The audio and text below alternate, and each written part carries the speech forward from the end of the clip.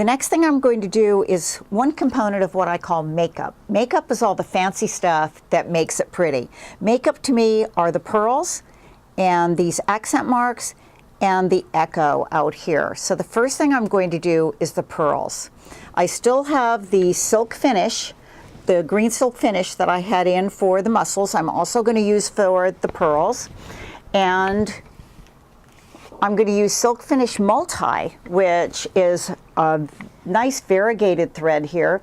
In fact, I may even change my mind and use a little bit lighter thread. See, I have choices here. There's so many choices in how you blend them. I was trying to make up my mind because I had this darker one here, but then I have a lighter one that also goes really well with the poly sheen that I used for the mussels. So, eeny, meeny, miny, mo, I'm going to try the lighter one. So I'm going to thread it up.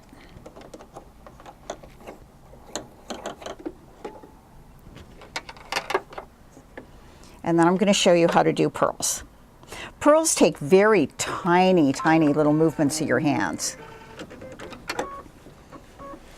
So I start at the top because my best field of vision is from the top down. I know I built the feathers from the bottom up, but again, you have to figure out where your best field of vision is. When you're retracing on the feathers, the bottom up is going to be a better choice because you can see better. Doing the pearls, top down is going to be a better choice because of my line of sight. So I'm going to start by anchoring on my threads. Again, I pull up the bobbin thread, grab it, stitch a little bit with tiny stitches to anchor my thread, and then as soon as I can get out far enough to form a circle, I'm going to do that with little bitty motions of my hands.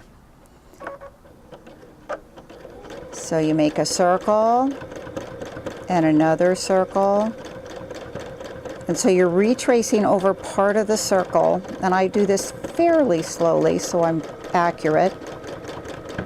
So you can see I'm retracing over part of it, going around, retracing over the left side. I'm going to be retracing over the right side, retracing over the left side. So very small movements, staying within the boundaries of my bones. So this is not the fastest process, but I really think it's pretty. I've also seen these pearls used as background type of work.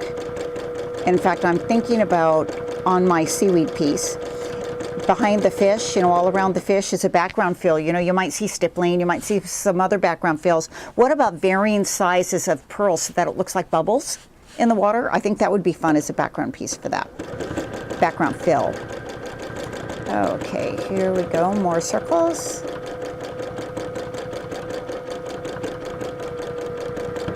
And then as I get further on down, I'm going to make them smaller and smaller.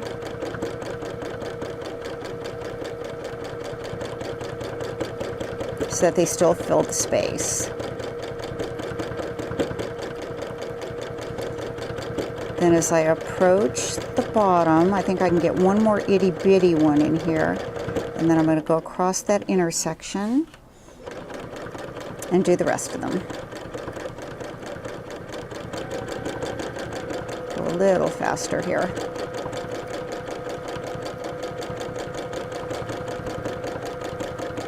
Remember, very, very tiny movements.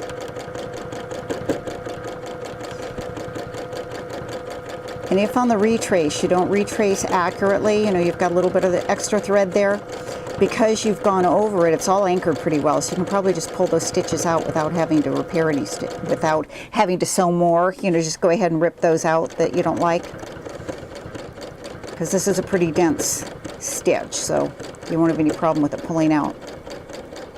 There we go. And we're done with that step.